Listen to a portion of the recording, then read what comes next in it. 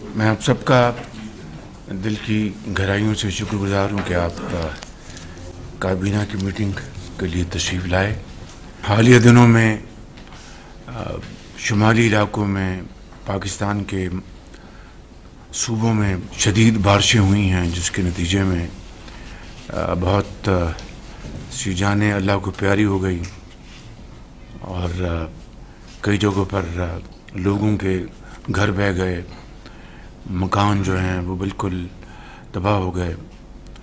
تو خاص طور پر گلگت بلتستان میں دیا میر کے علاقہ میں اور دوسرے پہاڑی علاقوں میں طوفانیں آئیں، اور پنجاب میں بھی اس کا بہت سخت اس کا اثر رہا بارشوں کا.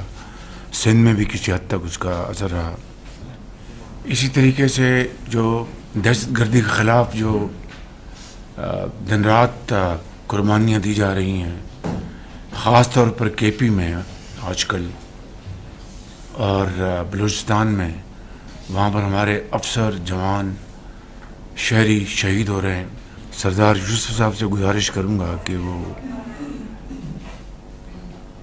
جو لوگ اللہ کے پیارے ان کے لیے دعا دیں.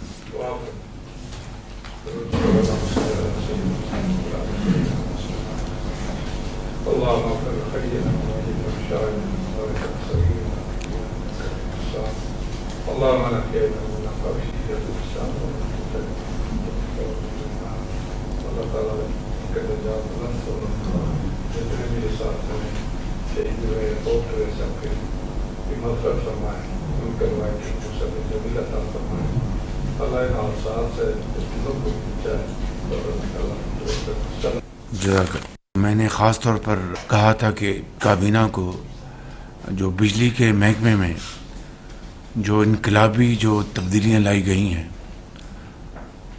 وہ پریزنٹیشن پوری کابینہ کو دی جائے. ایک انقلابی کام ہوا ہے پاور سیکٹر میں، اور اس میں وزیر پاور سردار اویس لغاری صاحب، ان کے سیکرٹری ڈاکٹر صاحب، ان کی پوری ٹیم، ٹاسک فورس، جن میں ہمارے آج کل جو چیئرمین پرائیویٹائزیشن ہیں محمد علی صاحب اور دوسرے ان کے جو ممبرز ہیں، انہوں نے بہت کام کیا ہے. جو پھر آئی پی پیز کے ساتھ جو نیگوسیشن ہوئی ہے وہ آپ کو میں بتا چکا ہوں. اس میں ہماری جو سپہ سالار ہیں ان کی ٹیم نے بہت زبردست کاوشیں کی. انہوں نے انتہائی کامیابی کے ساتھ وہ نیگوشیشن کی، اور اس سے بھی کئی سو ارب روپے کا پاکستان کے خزانے کو فائدہ ہوا. اور جو ڈسکوز ہیں، ڈسکوز یعنی جس کے بارے میں آپ ہمیشہ ان کو ڈسمس کرتے رہے ہیں ان کی کارکردگی کے حوالے سے، کہ میجورٹی جو ڈسکوز کی ہیں اس میں کئی سو ارب روپے کے جو نقصانات کی بچت ہوئی ہے.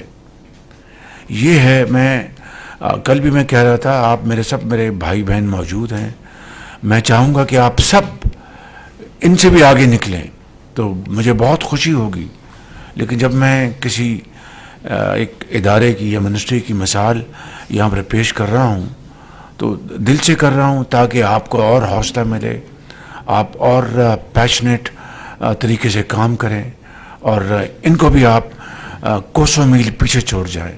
وہ ہے ہیلدی کمپٹیشن، اور وہ ہے ایک تیز ریس میں کامیابی. کل میں گیا لاہور ریلوے اسٹیشن، میں وہاں پر شاید آخری مرتبہ گیا تھا جب میاں نواز شریف صاحب ٹرین پر اسلام آباد سے لاہور گئے تھے، جب ان کو حکومت ان کا خاتمہ کیا گیا تھا 93 میں. تو میں ان کو ریسیو کرنے لاہور اسٹیشن گیا تھا. تو اس کے بعد میرا وہاں پر جانا نہیں ہوا، لیکن حالات ہم سب کے سامنے ہیں. تو کل مجھے وہاں پر جانے کا موقع ملا. حنیف عباسی صاحب نے وہاں پر جس طریقے سے لاہور ریلوے اسٹیشن میں تبدیلیاں، انقلابی تبدیلیاں لے کے آئے ہیں، میں سمجھتا ہوں کہ دل باغ باغ ہو گیا بالکل. یہ ان کے چیئرمین، سیکرٹری اور ان کی جو ٹیم ہے پوری، اور یعنی جو ٹکٹ کا نظام ہے ٹرین کے اندر، وہ it's now completely digitized. Pakistan business train, وہاں پر باقاعدہ ڈائننگ ہال بنایا انہوں نے، ایئر کنڈیشننگ کا نظام، اور یہ عام مسافروں کے لیے، اشرافیہ کے لیے نہیں، عام مسافروں کے لیے انہوں نے جو وہاں پر بنائے ہیں کیبنز، بہت شاندار. پھر وہاں پر ان کا جو سروس کا عملہ یونیفارم پہنی ہوئی تھی، اور مجھے امید ہے کہ یہ کل کا جو ماڈل ہے وہ پورے پاکستان میں اس کو یہ ہر جگہ ریپلیکیٹ کریں گے، ہر جگہ. پھر وہاں پر ریسیپشن جو تھا وہ بہت اعلیٰ نظام تھا. پھر انہوں نے وہاں پر باقاعدہ سٹنگ روم بنائے ہیں، چائے، کافی، پیسٹری، سنیکس وہ لیں گے وہاں پر. اللہ کرے کہ یہ جو کل نمونہ دکھایا کہ اسی طرح پورے پاکستان میں، چاہے پشاور ہے، چاہے کوئٹہ ہے، یا کراچی ہے، لاہور ہے، ملتان ہے، سکر ہے. تو میں آپ کو گزارش یہ کر رہا ہوں کہ میرے لیے آپ سب انتہائی لائق احترام ہیں، انتہائی لائق احترام ہیں. But it's all about achievement, it's all about delivery, nothing else. I am telling you, nothing else.